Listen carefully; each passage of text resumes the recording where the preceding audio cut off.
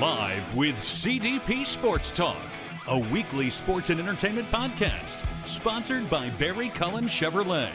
Live on YouTube, Facebook, Twitter, Twitch, and LinkedIn.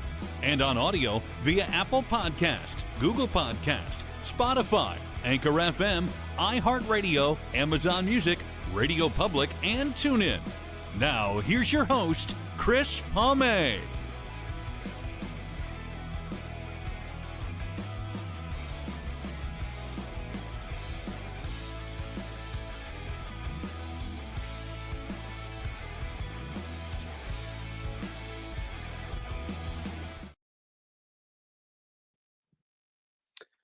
Good afternoon, everybody. Welcome to Season 14, Episode 4, overall 719 of Live with CDP Sports and Entertainment Talk Show, brought to you by our friends at Barry Cullen Chevrolet Dealership, located at 905 Woodlawn Road West in the Gulf Auto Mall. Check out their website, barrycullen.com, for the newest selection of new and pre-owned GM vehicles, along with their great selection of all-electric EV vehicles or Cadillac vehicles as well. You can call the dealership at 519-824-0210 and tell them Chris Palme sent you, or you can email them at info@barrycullen.com. Barry Cullen Chevrolet Dealership has been family run and operated here in the city of Guelph since 1969, and they have been a part of this show for the past 3.5 years. I hope everyone is doing well on this Wednesday, June 10th, 2026. I did go to Costco this morning and I did survive. I actually found a parking spot the first try. Usually with Costco here in Guelph, it takes me 15-20 minutes to find a parking spot, but I managed to get a parking spot and get into Costco and grab what I needed to get today. It wasn't actually too bad today. With Father's Day being, I believe, this weekend, I thought it would be a better time to come this week, today as well. But anyways, I am looking forward to this show today. Our guest, it's her first appearance, and she is a very talented and funny stand-up comedian out of Windsor, Ontario, and her name is Jen Richardson, and we're going to bring her on right now after this.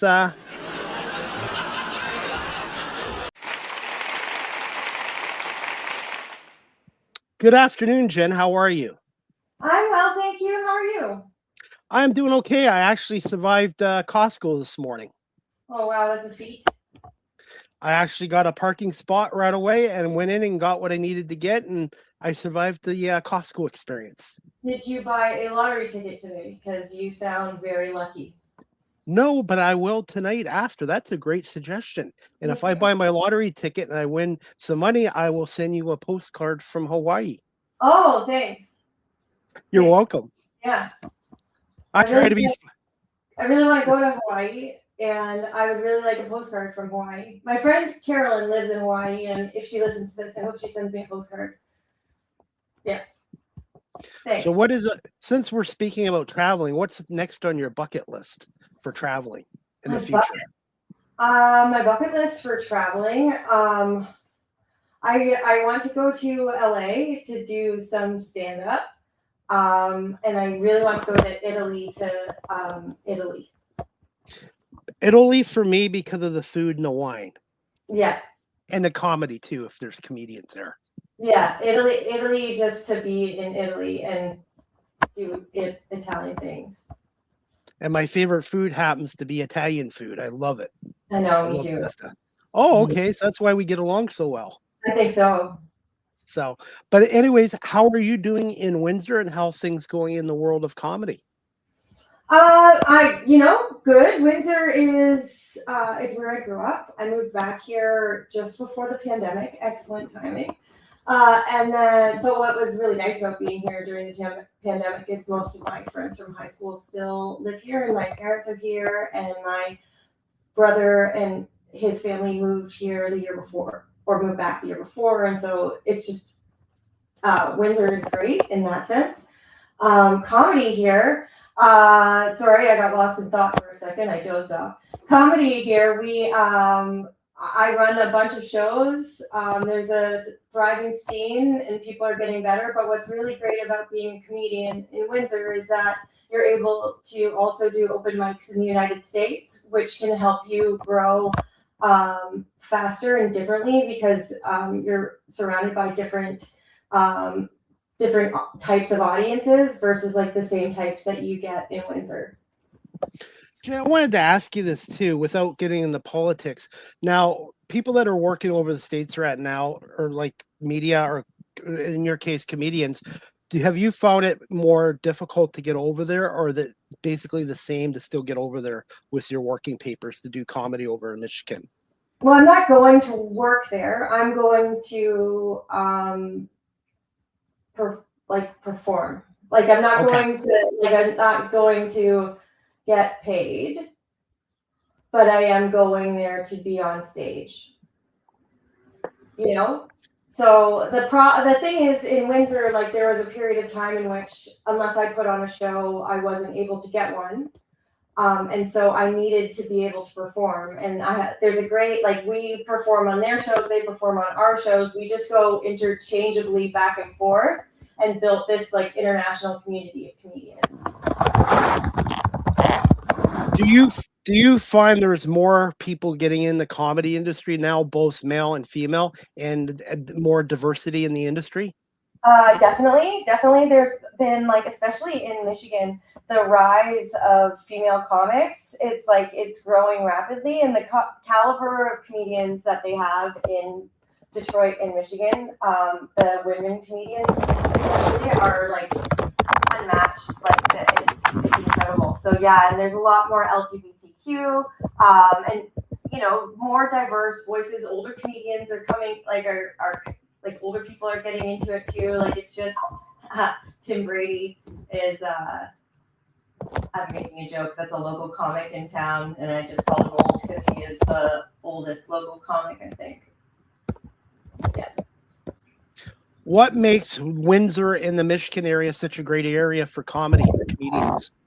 Well, Canada in general, not Canada, Windsor in general is often forgotten about by the country, and we know this. Like if you watch Ontario news, the weather stops at London.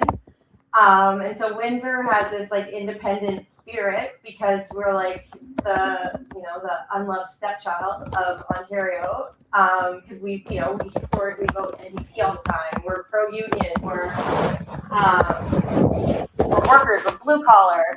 And then Detroit is such a city of survival, right? The people who, it has such a big Black community, and it has a big Black community because of survivors escaping slavery through the Underground Railroad, and it's a whole community built around it. So it's like some of the strongest people you'll ever meet. And then there's also, the diverse neighborhoods, like neighborhoods that are distinctively distinct, and it's just, I don't know. There's just something special about what's going on here, and there's an incredible amount of talent down here. Jen, can you tell our audience a little bit about yourself? Yeah, for sure. I am 44 years old. So I'm part Gen X, part millennial. Sometimes some people call us Xennials. Some people call us geriatric millennials. I had a geriatric pregnancy because I was 35 when my daughter was born. So I'm officially geriatric in 2 ways. I have a daughter. I'm getting divorced right now. It is fantastic. My house burned down last summer. That surprisingly didn't destroy me, but it was devastating in every way. But for some reason, the universe decided to keep me on the train an extra 3 hours. My train was delayed because I was coming back from Toronto. And the universe kept me from watching my house burn down, which I am very grateful for. So there's like blessings everywhere. I'm considering moving back in with my parents in September because I am getting divorced, and I need to figure some stuff out. And I am a comedian. I like to be weird at all times. Yes, that is me.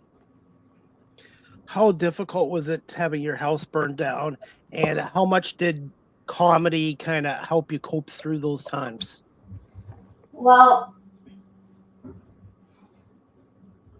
the thing about my house burning down as I was being told my house was burning down by my ex-husband, I felt like, oh, I've been through worse. But it's surreal because everything you have is gone. And like my cat died in it. I'm sorry. I'm so sorry.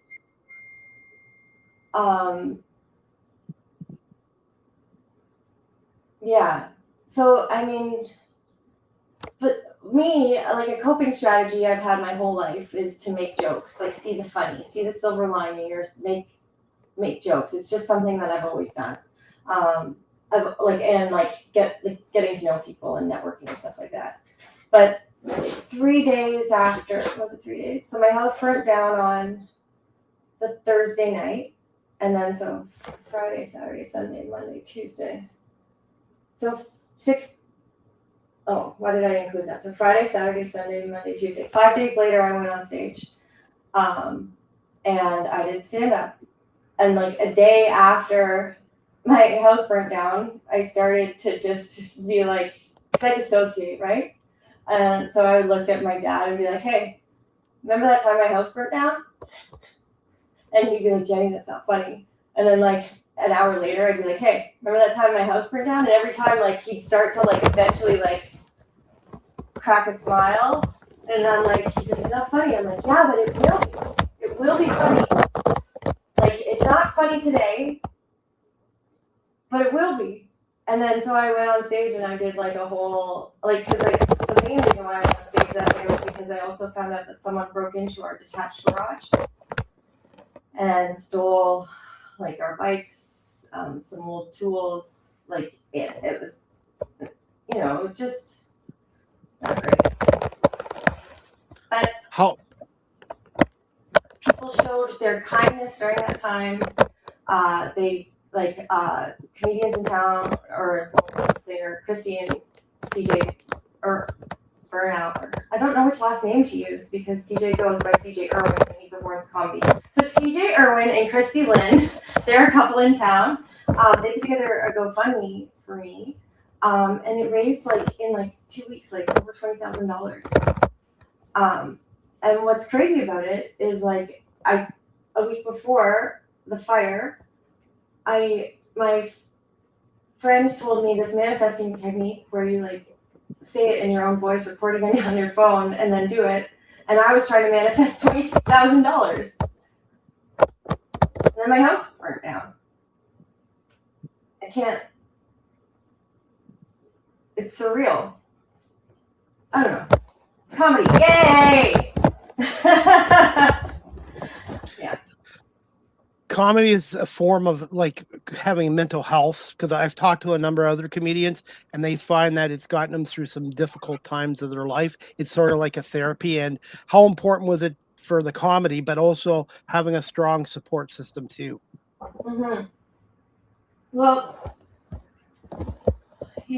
sometimes you admit things on stage before you've even admitted them out loud, to yourself yet. And it's wild when it happens.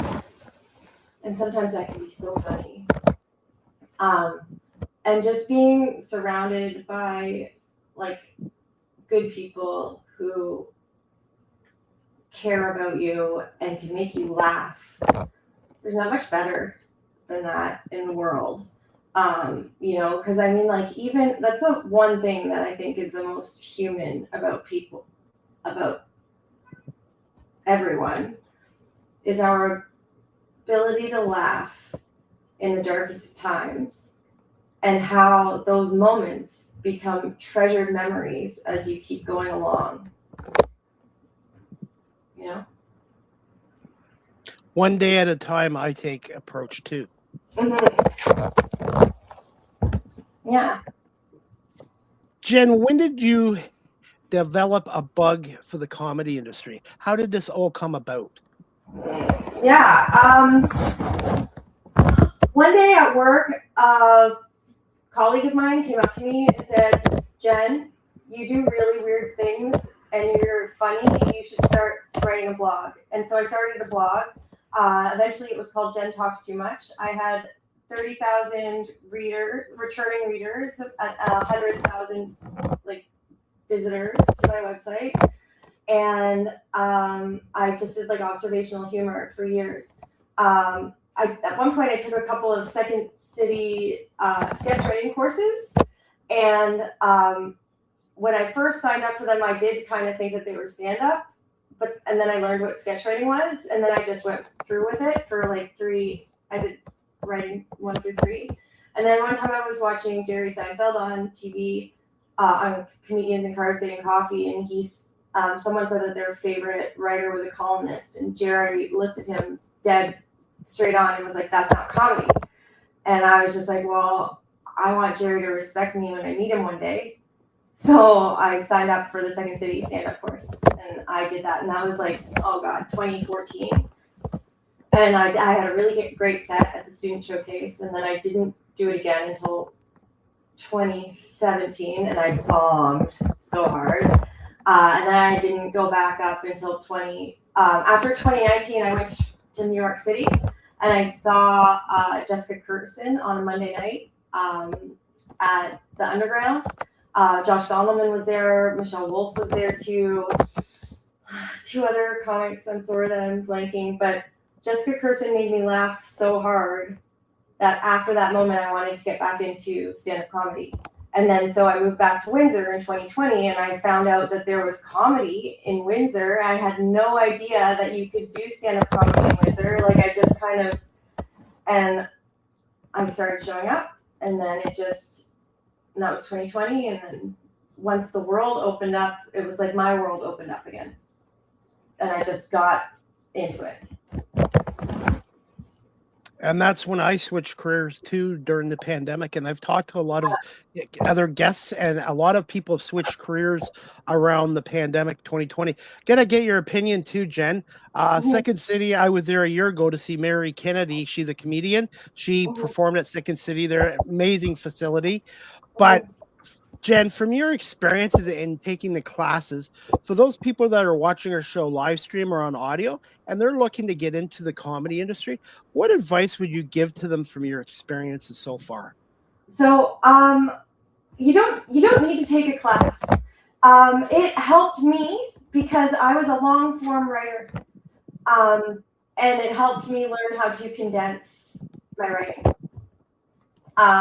And it just helped me because that's my personality. But just write 5 minutes, show up to an open mic that has a show up, go up, or reach out to the bookers that are in town. Like if you see that there's a show somewhere, reach out and say like, how can I get booked on this? Or is there anywhere in town I can do stand up? Like for me in Windsor, I run an open mic now every Wednesday tonight at Circuit in Fort City. And it sign-ups at 7. The comics are there. The show starts at about, it says 7:30, but let's be realistic. It starts at 7:30. No one be late. And so people can try out their new stuff. I've had a few new comics try out, and just keep going. If it's calling to you, it's calling to you. So answer it. I'm Jennifer. Go ahead. This is not a product placement. It was just actually, I looked down and it was on my lap because this is the book that I'm reading, but he is one of the best comics around, and this book is great, and it apparently is very accurate of life of a road comic. I am not a road comic, but like I'd like to be a part road comic. I'd more like to be like a flying comic. Any chance of writing your own book in the future? Absolutely. I've started to write a book about all of the things that have happened in my life between like my marriage, the fire, comedy. In the last year, my favorite person in the world died. I had my heart broken. My house burnt down. My cat died. I almost died. I got exiled from the Windsor comedy scene for a bit for calling out the fact that women weren't getting booked. I kicked my husband out in February. In January, I quit my job. in February because my daughter's struggling. Like, there's definitely, I'm going to be writing a book about my experiences, but I might more write a script than a book, possibly, and write a movie. We'll see. I might write a screenplay. I don't know. It's coming together. I have bits and pieces and chunks and in different places where I've been writing, and I'm collecting it all and seeing what comes of it. Jen, I want to ask you this too. If you start out as a comedian, do you feel you should start out doing the writing aspect first, or do you think it doesn't really matter on how you do it? Well, I started out as a pure writer, no crowd work. I think it's best if you come with jokes written. But I do think, like, getting loose, like 90% of why they will like you is because of you and like how you feel on stage. Even if you're awkward and weird, but like if they like it, they like it. And then what you say to like that, you have to have that 10%, or they won't like you as a comedian. They'll just like you as a person. Do you know what I mean? Yeah. And I think, I think it is important every now and then for when you do an open mic to do it with no material and just go up and just, it's an open mic. That's where you're getting your, that's where you're missing the ball. Like when you're at a batting practice. I don't play sports. So a pitcher's cage, what are they called? Batting cage. Yeah, a batting cage or something like that. And you're practicing and you're missing and you're missing and you're missing. And that's what doing comedy is, missing the ball. But eventually, if you keep working at it, and if like you are, and if you are reps, the more reps. Just like my show 7 years ago, I was bad. I couldn't get guests on. I wasn't very good, but I kept at it. I had people giving me some advice, and the more reps, and then eventually one guest led to now almost 1,000. Oh wow! Good for you. Mindset. Yeah, it is mindset. And like it also, I found stand-up really helped me with my professional career too, because my job was like networking. Essentially, they built it around my personality. So I would go to events, get people to like me, and then get meetings with them by like following up and just being myself, But doing the stand-up and failing in front of people, like having crickets on a joke that you thought was gonna land, or like bombing on a spot that you thought was that you felt like was so important. So then when you go to a networking event at work and like somebody doesn't want, somebody you can tell that they only want to talk to you for a minute, it doesn't hurt. Or if you email them and they don't write you back, it doesn't hurt. It's fine. Like you can either like, and 99% of the time it's not personal. It's just there's other things going on, or they missed it, or they got distracted, or whatever. So it's just like, get over yourself and just go meet people. Connecting and networking is huge.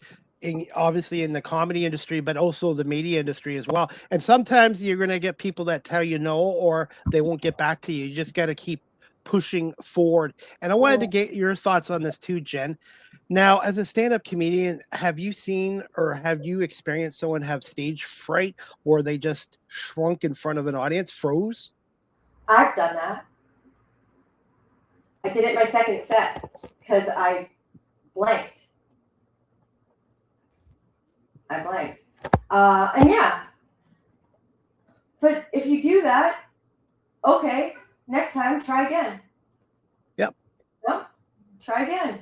I mean, don't do what I did when I fractured my tailbone, when I like kept on trying to land an axle and I fell 22 times. But like, try again, take a break, reassess, rewrite, look at your material, go watch some other people, like study. It's a bit like it's an art, like it's a craft, right? Like you have to be constantly, even like going to shows that you're not on and watching other comics do something great. It makes you better.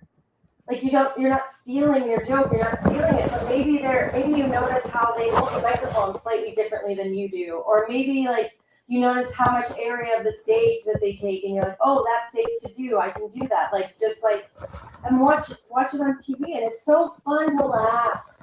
It's so fun to laugh. Like life is so unbelievably hard. 100%, Jen. And Agree. when you laugh, it makes it, especially because laughing, like what I love most about stand up is when you're on stage, you have total control of the room, and when your joke hits and it's magic and everybody is laughing at the same time, everybody is connected at the same time in that room about something that you said. Woo! That's like peak connection. Peak. Jen, I wanted to get your perspective on this too as a stand-up comedian. Do you find it more difficult to perform in front of a live big audience or a really small, tiny audience? I used to say really small, tiny, but now it's less about either of that. It depends on how the host has set up the room. If the host has set up the room to be a fun, like we're all here to have a good time kind of vibe, then that's what I prefer. It doesn't matter what stage. Now, when you perform live comedy in front of an audience, how long did it take for you to gauge the audience's mood? Like a minute, 30 seconds? From your perspective? Well, so it is a host's job to control the temperature of the room, right? The host doesn't even have to land their jokes. The host has to make sure that the audience is having a good time and really excited for the next comic coming to the stage, and that they're respecting the art form and paying attention and stuff like that. That's the host's job. And you can see it based off of, is the audience listening, or are they all talking? Like, are they still continuing their conversations? Is the host getting them really excited? Like, are they like, come on, let's go? Because that really helps the next comic come into an energy and it's good. But sometimes you can't turn a room. Like, but it's just also like it's been such a hard time, like not getting into politics, but it's been a really challenging time everywhere. Like whether, and it feels like everybody, at least everybody between like the ages of 35 to 55, we're all going through these big life crazy things. Where like, whether or not your house burned down, maybe both your parents passed away in a year. You know what I mean? Maybe like your spouse is getting sick for the first time, or something's happening with your child. Like this stage, or like you got diagnosed with something like that you never thought you'd ever get, and it's scary. But you know what I mean? Like this is the age. And so and money is so tight for more people now than ever. Everybody's so stressed. And sometimes people come out with like, the attitude was like, oh, I'm here to laugh. And then other times they come out because everything's so hard and they're so stuck. They're like, make me laugh. And those are two different rooms. Do you find, Jen, that mental health nowadays, maybe not just in Canada, but around the world, is kind of shrinking with all the doom and gloom news out there, and how important it is to have more humor comedians? Like when you say mental health is shrinking, do you mean more like declining? Like people are getting yes. like more stressed, more anxious, more yes. Maybe it's hard to know because, like when our grandparents lived through World War II, but they weren't allowed to have feelings then. We're allowed to feel now. But I've had anxiety my whole life and bouts of depression my whole life. But I have ADHD. I was diagnosed in 1993 and untreated. And I didn't start getting treated for it until like my early 40s. And then honestly, once I started it, that was when I finally started to get the clarity of how like my life needed to change. And yeah. And so like, that's when I started to get really into comedy, and I put on like, myself and my partners, we put on like 55 shows in a year, which is wild. And like sold out a show in Toronto, and most of the ticketed shows we had in town, and we sold out. And you know, and then I continued to produce shows, and I still like, yeah, it's just, I don't know. Comedy for me helps with mental health. Like it helps me process some of it. It's also nice to be around people who are so open about what they're going through, because it's been so taboo. And it's also just, as a form, like laughing is somatic, right? It's like dancing. You know, it helps your body release feelings that you need to get out. Like it's healing, it's hopeful. It's so yeah, I think both. I think maybe people are more anxious or whatever, but I think people are also like more like, you know, people have less alcoholic dads than they used to. You know what I mean? They have, oh, my grandpa, he wouldn't get out of that chair, and he just was miserable to everyone. Nobody said he had mental health. He was just a miserable old man. You know? So I don't know if I don't think it necessarily. I think people are just more aware, and people are trying to do more about it. They don't want to repeat the same mistakes. They don't want to be in the same miserable marriages that their parents were in. Not my parents. My parents have a great marriage, but other people's parents. Yep. They don't want to stay stuck. They don't want to stay at the family business just because it felt like obligation. They want to live their dreams. They want fulfillment. And we also realize that we can actually go towards these things right now, because the system wasn't working for us at all. You know, like if you go get a job with benefits, that's great, but then they lay you off. The second, like, profitability goes down just for a second, they lay you off. And so like you can't count on the job the way your grandpa worked at the factory for 50 years. Absolutely. It doesn't happen. Nope. It doesn't happen anymore. And they've gotten rid of benefits and retirement plans and all sorts of things. And like, I don't understand why they hate us so much, why they want us to suffer when we retire. Like, we're literally going to have nothing. Thanks, boomers. Not politics, boomers. I think a big part of it is AI is shrinking the workforce nowadays. Then why do we have to work if profitabilities are up? So then give us better quality of life. No one should be that rich. It is wasteful. It is causing, like, I feel like all of the richers that are listening to this, and I'm sure billionaires are listening to this right now. Share your money. Give people reasons to not work. And that way we can have more art and more performance and more joy and more fashion and more food and more time. And like, if that money exists and can help everyone, God, I'm a socialist. I'm sorry, politics. I'm not a socialist. I'm just a dreamer. I believe that people can be good.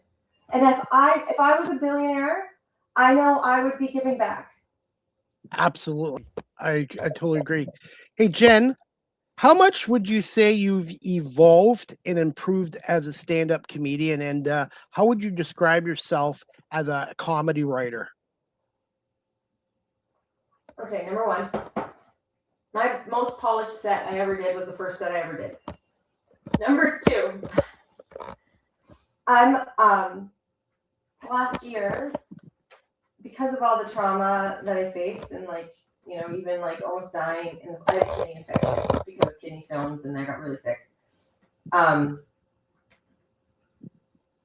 grown exponentially because of I lived the life in a year. In terms of my writing, I need to be more disciplined. The thing about me is I'm naturally more off the cuff funny than I am if I'm trying to write it. So I always need to remember to write down what I said off the cuff.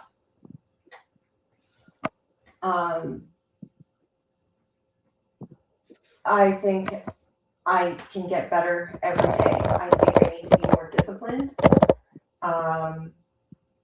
I write little bits all the time, but I don't. I think I deserve to give the art more work, more of my effort. This is the first time I'm admitting it out loud.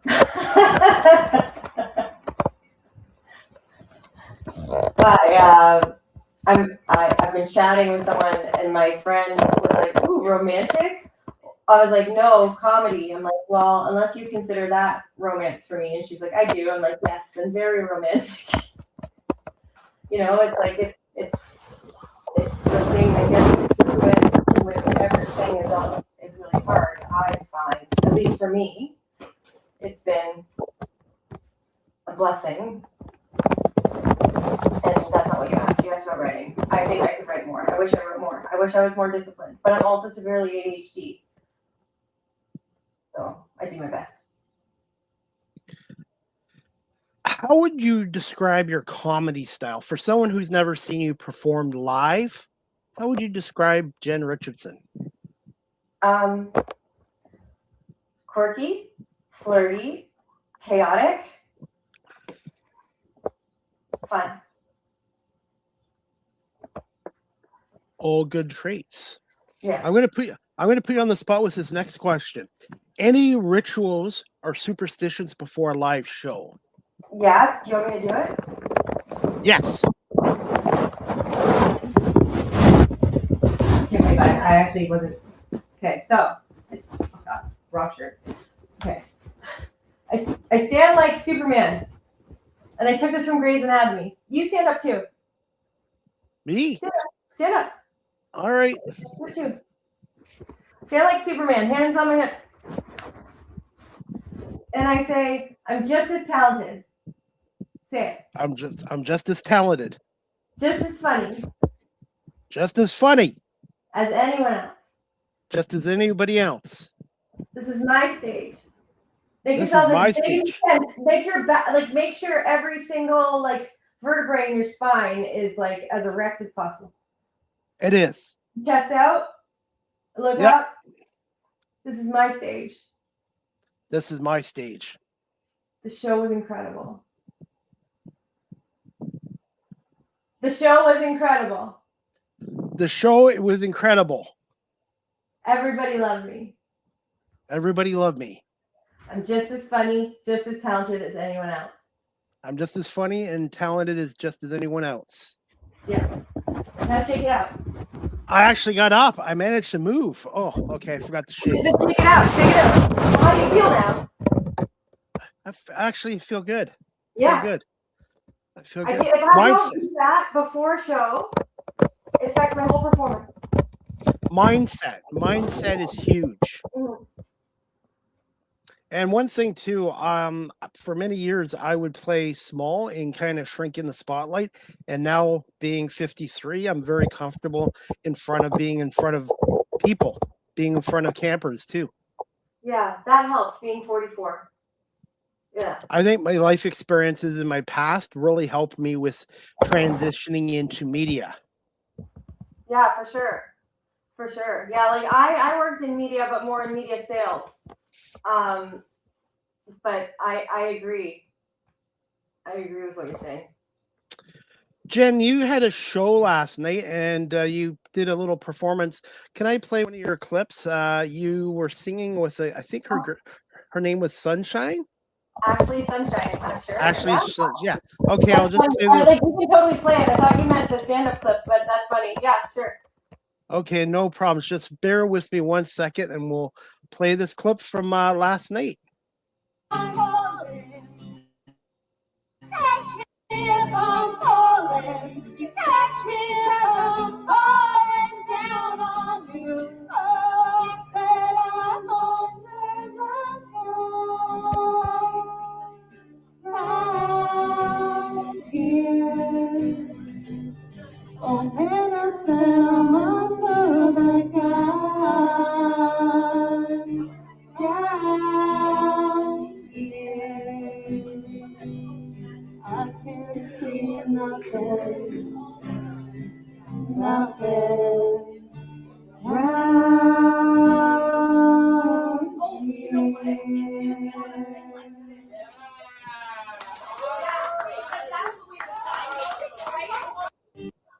thoughts on that clip with Ashley Sunshine?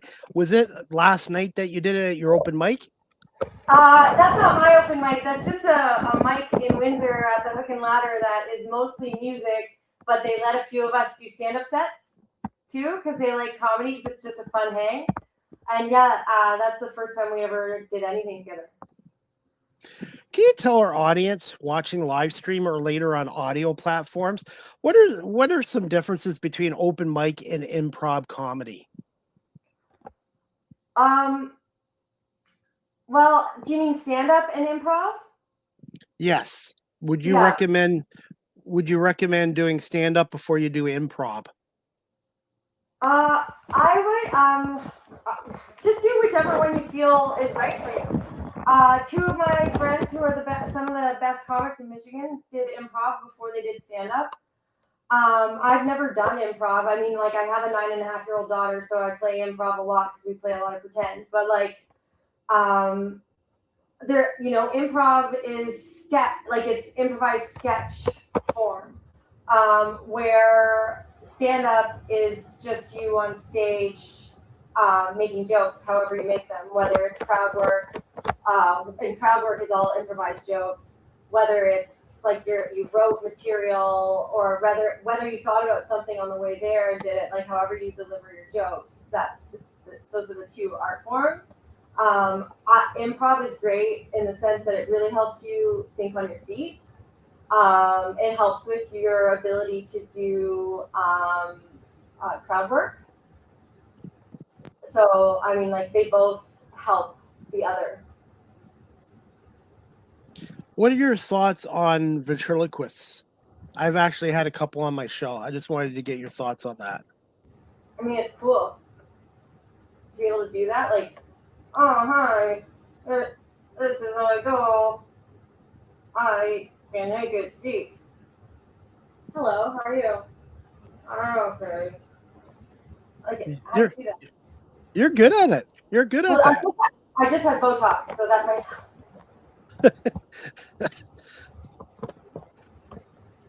Hey, Jen, how important is observational skills as a stand-up comedian?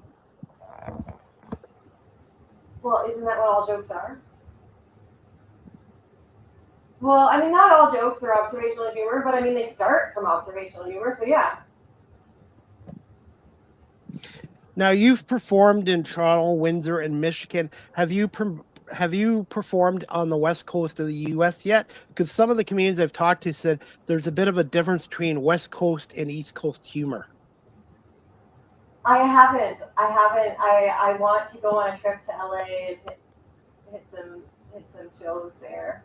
And I haven't performed in New York either, but I've performed with New York comics. What's been your most memorable crowd and maybe one of your hardest crowds that you've had in your career so far? So the first night I went to that open mic, which is funny, I'm talking about an open mic, at the Hook and Ladder. The crowd is a very like artsy, fun crowd, but it's also there's like firemen and retired firemen there, and because it's in the old fire hall, and they have annual meetings there. And when first time I went there, I just started talking about and thanking the firemen for being at my house fire versus like saving it, and so it was like the perfect room. Like I want to put on a big show there and invite all the firemen and just do like a fireman show for them because that was incredible. My first Good Girls Were Bold and Courtney Gilmore headlined that. And I had my friend Disco do a little drag before, and then as I was doing my opening set, he came on stage with the dildo, and it was so funny. And yeah, that was awesome. The worst. So, there was another time so myself and my partners, we were the first people ever to get JFL interested in the comedians in Windsor. And JFL was coming to Windsor to scout out our talent. and everything. We were so excited, and we sent out a press release. We started booking interviews for our show, and then 3 hours later, after our press release went out, and we're getting all these interviews, like the internet or Facebook went down for like 2 hours. Facebook and Meta went down for 2 hours, and when it came back up, we found out JFL went bankrupt, and the show was canceled. And then everybody in the city was devastated because, like, yeah. And then, but then the next month, there was a show at the comedy club there. There was a Friday and Saturday night showcase with, like, the majority of the lineups from the JFL lineups that were coming to town. That they were coming to preview. And the first night, I bombed so hard. Like, it was painful to the point where, like, I did my joke that always ends my set great, and I got nothing from them. And then the next night, though, I did great, and it was so fun. But it was just like, I was two different people, though. I was like frantic, and I had almost missed my train that earlier day, and then the next day I was like ready, and I was in a pretty dress, and like, so yeah. As a stand-up comedian, how important is it having the right outfit? Because you want to make sure you're comfortable on stage. There's an interesting question here too. Yes. So for me, when it comes to dressing, ever since my house burnt down, I have made an effort to dress with intention every single day. And so there's been, except when I was nearly dying, like, other than that, like, I make sure I put myself together. I really like what I'm wearing, and it's coordinated. I just think you need to go on stage. It doesn't really matter what you're wearing as long as you feel awesome. Or comfortable. Like, if feeling comfortable for you is what feeling awesome feels like for me, then that works too. Hi, Man Dog. Great question. He's watching on YouTube. Yeah. I think you can learn to be funny because it's an art, it's a craft, you can study it, right? But I do think the best comedians are naturally funny and then also took it and crafted it and honed it. It's like how, like, you know, some people, you look at them and you're going to be like, yeah, no wonder she's a good ballerina. You know what I mean? Like, her bone structure, like, gave her the starting point, and then she just crafted her body around it. Does that make sense? Now, Jen, I had people tell me I'm funny around people, but it's one thing to be funny around your friends and family and coworkers, but it's another thing to be funny in front of a live audience. Just your perspectives on that. Oh yeah, being the funniest in your friend group doesn't necessarily translate on stage, because again, you still have to be able to write a joke.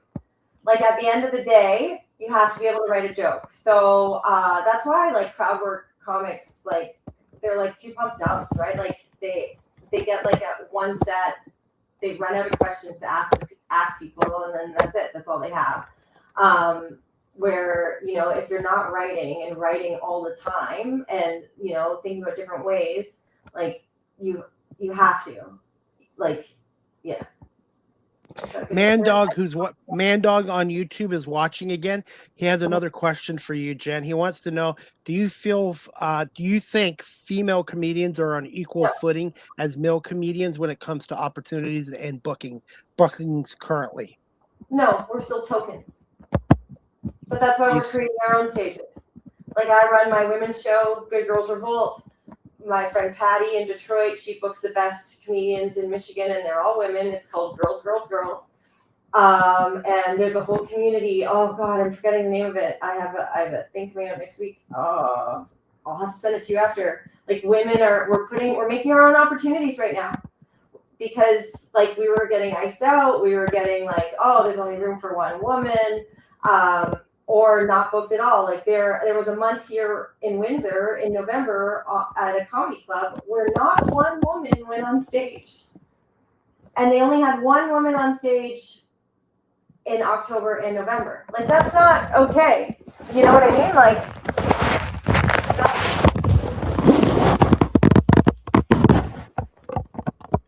Hey, Jim, as we wrap the show up in a few minutes, I had the pleasure of meeting Vicki Lawrence at the Niagara Falls Comic Con. She is a legendary comedian alongside Carol Burnett, and it was just really awesome. When you were younger, who were some of your favorite female and male stand-up comedians? When I was younger, the first stand-up comedy special I ever saw was Eddie Murphy Delirious, and that was the funniest thing to date I think I've ever seen. Even though a lot of it doesn't translate anymore, it was perfect for the time. I really looked up to Carol Burnett, like Annie. Like I do an impression of Miss Hannigan. Really? Like, just like I haven't done it in a long time, so but. Yeah, and then it evolved to a drunk mom personality, like, and it's all based off of Carol Burnett's Miss Hannigan. I don't know, like, I just loved comedy growing up. I always watched comedy movies. Did you ever watch SCTV? SCTV? Yes. Yeah, I was big. I was more of an SNL person. Okay. Because of age, like, okay. God, I love Kids in the Hall. I loved Kids in the Hall too. If there was one actress in the world right now that could play Jen Richardson, who would it be?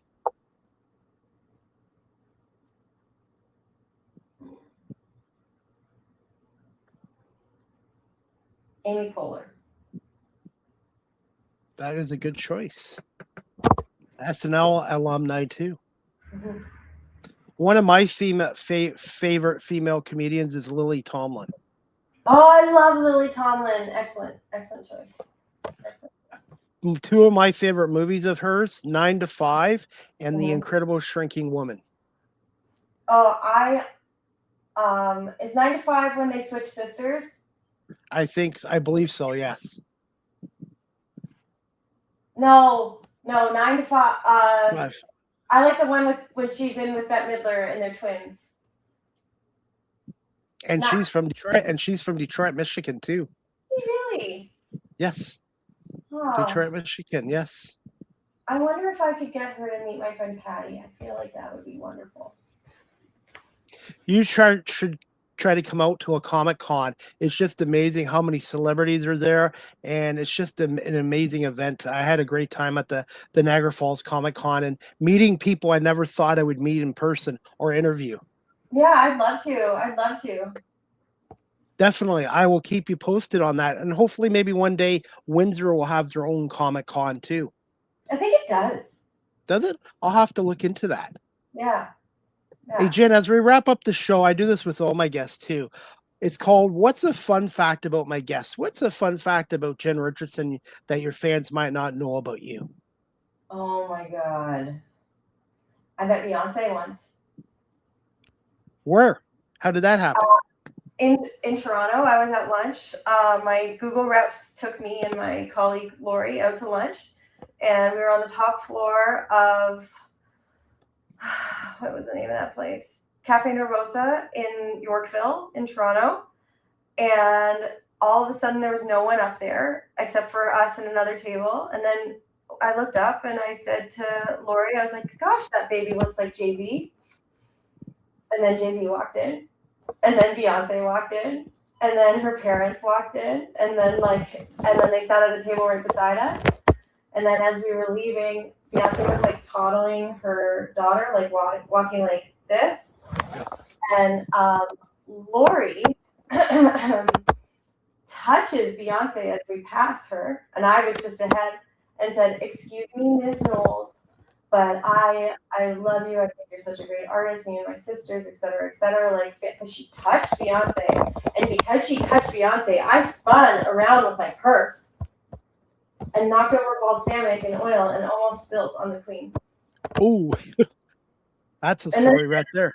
Yeah, and then I said something really weird, and I don't remember what it was, but I made Beyonce laugh. That's a good thing. When you make people laugh, that's always a good thing. And by the way, before we wrap the show up, we got one more comment from ManDog2026 who's watching on YouTube. And this is a good question that I should have asked you as well, but he beat me to it. How do you handle hecklers? Do you do crowd work? I do a little bit of crowd work. I wouldn't call myself like I'm trying to actively get better at it. I just talk to them, try to get them to be quiet, or I say something kind of rude but like funny. But I don't really get heckled too often. I mean, I got heckled once by like a comedian, and then she got kicked out because of it. So that was great. Yeah. Finally, this is a new segment on my show as well as we wrap it up. It's called Ask the Host CDP a question. Do you have a question or two to put me on the hot seat as we wrap this up? Yeah. So what keeps you going? Why do you you're doing this podcast? It's going great. It's live. You're meeting all these amazing people. What's the goal? Where do you want to take it? Originally, I wanted to get back onto traditional radio, but you know what? With today's technology, you don't need to be on a radio station. And I love having my own brand. And a lot of people now are going to being enterprisers, entrepreneurs, self-employed. And I just love doing what I'm doing. My career in security, I was in security for 2+ decades, I find has really helped me with this. I stayed in another job for over 20 years. I was thankful for it, paid the bills, it gave me benefits and perks and all that. But at the end, I wasn't very happy, and it became a work divorce at the end. And I got a taste of the broadcasting bug by volunteering with a local basketball team, doing camera work, and then the camera work led to my podcast. And I was on a radio station for 2 years in Georgia, but unfortunately, the owners of the station pulled the plug on the station. I just love storytelling and connecting with people, and I think that was one of my biggest strengths in security, with that ability. So I love doing what I'm doing, and I want to continue to get great guests, and I want to prove the traditional radio industry wrong, because I've been told that I'm too old, and I've been told that I don't have a piece of paper in broadcast journalism. So I have a very strong mindset and willpower. I want to prove to that industry that they made a mistake not giving me opportunities, and I'm not bitter about it anymore. I just use it as motivation, and it's my guests that make a great show, and I'm very fortunate to have people on such as yourself and that. I just love what I'm doing, and I can tell how passionate you are about comedy. Yeah, I love it, and I can tell you love this, so keep going. I'm excited for you. And hopefully one day, Jen, I can come up to Windsor to see you perform, or if you're down here in the Guelph, Kitchener-Waterloo area, please let me know. Or even in Toronto, I can take the GO train down to Toronto too. Well, I'm going to be announcing a couple of Toronto shows coming up soon. So fingers crossed, because I'm there a lot for the Argonauts and during their CFL season this year, not until August because of the World Cup. But hey, Jen, I want to say thank you so much for giving us an hour of your time. And where can our audience again follow you on social media, your website if you have one, and some of your upcoming comedy shows that you'd like to plug on here? Yeah. So the best place to follow me is Instagram at Jen Jokes Too Much. That I would say is best above everything. Jen Jokes Too Much on TikTok as well. And then I have a weekly open mic every single Wednesday at Circuit in Fort City on Drulard. It starts at 7:30, sign-ups at 7. And then I run a monthly girls comedy show called Good Girls Revolt. Men are totally welcome to come. This one happens to be during Pride, and I have a drag opening number starting by Disco Jesus, and then I have Rosanna DeMarco, I have Tracy Martins, I have Lauren Mazoka, I have, and then I have 3 Detroit comics coming over. I have Jason Brent, I have Julia Labrelle, and I have headlining Nicole Melnick, and I am so excited about her to be headlining because she's fantastic, and she's opened for Hannah Berner multiple times, and she's just like one of the raddest comics in Detroit. So I'm really pumped about it. All 3 of them, I love them. They're all best friends, and I'm so pumped for June 19th. And then I'm going to be having a monthly show at a place in Windsor as well. Make sure you have a show on my birthday. June 29th is my birthday. June 29th. Oh, I am performing in Ann Arbor that day. And hey, go Blue, go Michigan. I got cousins that live in Michigan, Wolverines. Hey, Man Dog. I do have to run because I'm getting picked up. My car broke down. Man Dog. Thank you so much, Jen, for doing this. We'll talk to you soon. And thank you so much, Man Dog, as well. Jen, talk to you later. Thank you for coming on. Okay, bye-bye. You too. Bye, Jen. All right, everyone, that wraps up season 14, episode 4, overall 719 of Live with CDP Sports and Entertainment Talk Show. And I want to say thank you to my guest today, Jen Richardson. She's a very talented stand-up comedian out of Windsor, for coming on here today. And you can follow her on Instagram at Jen Jokes Too Much. And she's also on Linktree at Gangs All Here, or TikTok Gangs All Here Comedy as well. So thank you so much to Jen Richardson, a stand-up comedian in Windsor, for coming on our show. And by the way, guys, I have another show coming up tomorrow, Thursday, June 11th, 8 o'clock, season 5, episode 3 of the Argo Bounce podcast show with Nick Small and myself, as me and Nick will preview the Argos opening game on Friday, June 12th, 7:30, when the Argos take on the Montreal Alouettes in Montreal. So we're going to break down the game between the Argos and Alouettes. And also, I'm going to air a couple interviews that I did at Argos practice yesterday with assistant head coach and defensive line coach Demetrius Maxey, and running back from Fort Wayne, Texas, Sam Hicks. So if you want to listen, or you want to watch and listen to the interviews I did with Demetrius Maxey and Sam Hicks, check out the Argo Bounce podcast show tomorrow, Thursday, June 11th at 8 p.m. And I have another announcement to make too. My next Live with CDP Sports and Entertainment Talk Show by BarryCullen.com is going to take place on Friday, June 12th at 4 p.m. Eastern, with special guest Amelia Cantle. Amelia Cantle, she's the Chief Executive Officer with the Niagara SPCA and the Humane Society as well. And speaking of Barry Cullen Chevrolet, who's a sponsor of the show, right now at Barry Cullen Chevrolet, there's a health check for change. Help support your local children's hospital. Every EV health check package purchased, $10 will be donated and going to your local children's hospital. So if you get an EV health check now, they will donate $10 towards a local charity hospitals. More details at BarryCullen.com, or drop by the dealership at 905 Woodlawn Road West in the Guelph Auto Mall, BarryCullen.com, or you can call them at 519-824-0210 and tell them Chris Palme sent you as well. And I want to say thank you again to Jen Richardson for coming on here. And I'm looking forward to my show Thursday, the Argo Bounce podcast show with Nick Small and myself, Thursday, June 11th at 8 o'clock. And then Friday, June 12th, 4 o'clock, I have Amelia Cantle, the Chief Executive Officer with the Niagara SPCA and the Humane Society, on as well.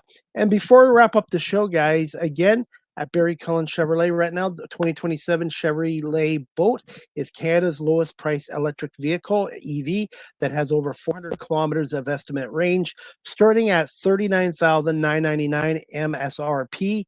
The 2027 Chevrolet Bolt LT offers up to 422 of estimate range. For more information on the Chevy Bolt LT, visit Barry Cullen Chevrolet dealership at 905 Woodlawn Road West in the Guelph Auto Mall. And also, guys, as we wrap this show up, if you're looking to adopt a pet, check out the Cambridge and District Humane Society, located at 1650 Dunbar Road in Cambridge, Ontario. Telephone number 519-623-7722, extension 0, or visit their website, cambridgehumanesociety.org. All the pets and animals that are up for adoption, their profiles, their pictures, information is on cambridgehumanesociety.org. Michelle and her staff do a wonderful job looking after our homeless furry friends and ensuring they get adopted into good families in good homes. And at the Cambridge District Humane Society, you can't buy happiness, but you can adopt it. And also check out their website, cambridgehumanesociety.org.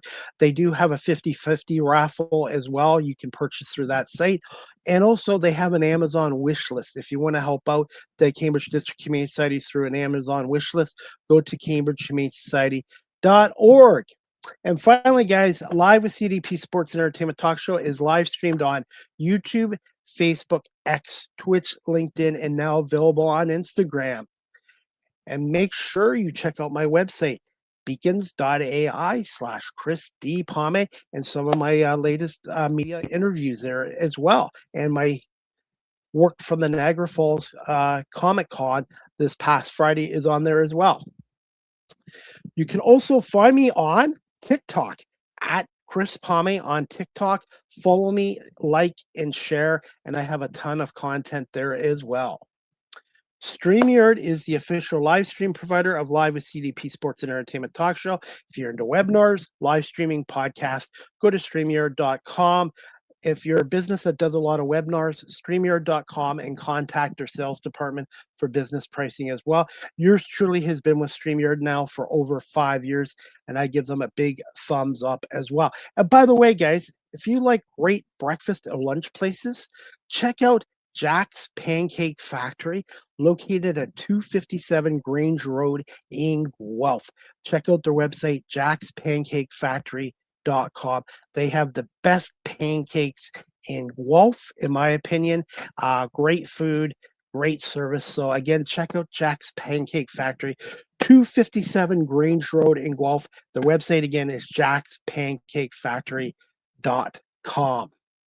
And finally, guys, Live with CDP Sports and Entertainment Talk Show. The audio version is available on iHeartRadio, Amazon Music, Spotify for podcasters, Apple Podcasts, Breaker, Pocket Cast, Spotify, Castbox, LinkedIn, Pandora, Tuned In, YouTube Music, and Good Pod. Please subscribe, like, and share. And finally, guys, you can email me at Live with CDP Sports and Entertainment Talk Show at cpalme19@gmail.com. Any comments, questions, suggestions, and feedback would be greatly appreciated. And also, I am on paypal.com. If you really like my YouTube channel, my media work, would like to support my talk show and my media work, I am on paypal.com at Chris Palme. If you'd like to support, contribute to my media work through PayPal or cameo.com. Go to cameo.com, type in Chris Palme. I do happy birthday, happy anniversary, happy Hanukkah, congratulations, anything within reason. So you can support me in two ways, with a personalized video message from cameo.com/Chris Palme, or go to paypal.com at Chris Palme if you'd like to support my media work as well. And finally, guys, you can follow me on Facebook, on X, Threads, Instagram, Blue Sky Social at Live with CDP19 on Blue Sky Social, everywhere except Snapchat, and my YouTube channel, Chris Palme, Live with CDP Talk Show. Make sure you subscribe, like, and share. And also check out my YouTube shorts. I have a lot of YouTube short content there as well. And that is about it for today's show, guys. I want to say thank you again to my special guest, Jen Richardson, a stand-up comedian out of Windsor, for coming on here today. And I want to say thank you to everyone for watching Live with CDP Sports and Entertainment Talk Show, which is brought to you by our friends at Barry Cullen Chevrolet dealership here in the Guelph Auto Mall. And again, the Argo Bounce Podcast Show, Season 5, Episode 3, the regular season edition, Thursday, June 11th, 8 o'clock. Nick Small and I will preview the Argos LOS game, and we're going to air some of the interviews I did with Demetrius Maxey and Sam Hicks from the Argos practice yesterday here in Guelph. And the next Live with CDP Sports and Entertainment Talk Show, Friday, June 12th, 4 p.m., again with Amelia Canto, the Chief Executive Officer with the Niagara SPCA and Humane Society. We're going to talk about some of their pets that are up for adoption there and how people can volunteer and help out with the Niagara SPCA and Humane Society as well.